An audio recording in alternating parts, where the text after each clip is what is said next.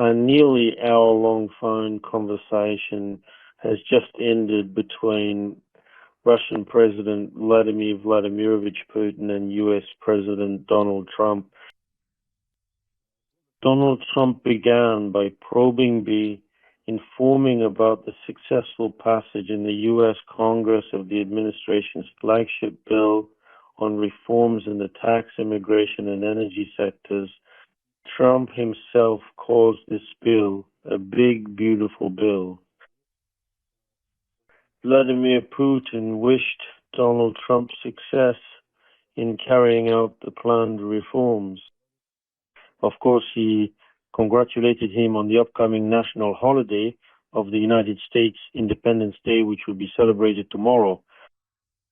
At the same time, on our side, it was noted that Russia played a significant role in the formation of American statehood, including during the War of Independence 250 years ago, and later during the Civil War, which ended 160 years ago. It was stated that our countries are connected not only by alliance in the First and Second World Wars, but also by deeper historical roots. By the way, Vladimir Putin mentioned that literally just before his conversation with Donald Trump, he had been speaking with representatives of the Russian business community. In particular, during this meeting, the idea was expressed of exchanging film productions between the two countries that promote traditional values which are close to us and to the Trump administration. And Trump immediately responded, saying that he liked this idea. Also, dear colleagues, the situation around Iran and in the Middle East as a whole was discussed in considerable detail. The Russian side emphasized the importance of resolving all contentious issues, disagreements, and conflict situations exclusively by political and diplomatic means. It was agreed to continue contacts on this matter through the foreign ministries, defense ministries, and between the president's aides. The latest developments in Syria were also discussed. And in this area as well, the Russian and American sides will continue their dialogue in a similar manner. Naturally, the issue of Ukraine was discussed.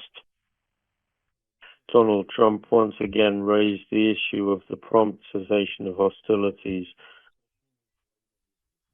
Vladimir Putin, for his part, noted that we continue to seek a political, negotiated solution to the conflict. He informed about the progress in implementing the humanitarian agreements that were reached during the second round of direct Russian-Ukrainian contacts in Istanbul. He also noted the Russian side's readiness to continue the negotiation process.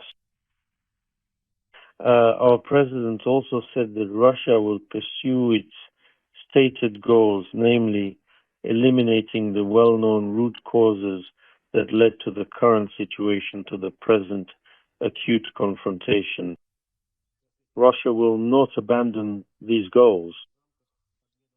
During the exchange of views on bilateral matters, both sides reaffirmed their mutual interest in implementing a number of promising economic projects, particularly in the fields of energy and space exploration.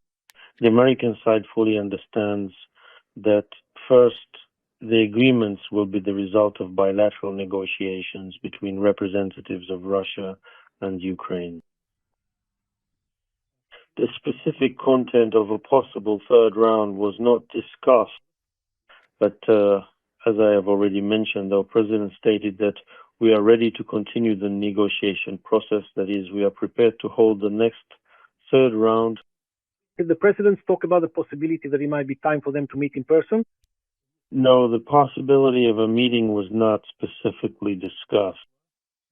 But you know very well that this idea is sort of in the air, and, well, if necessary, a concrete agreement on this will be reached. But this time, the topic was not touched upon. Who hung up the phone? Even I find it hard to imagine who hung up first. I know that the interpreters were the last to hang up. Overall, as always, the conversation between these two leaders was on the same wavelength, open, businesslike, and to the point.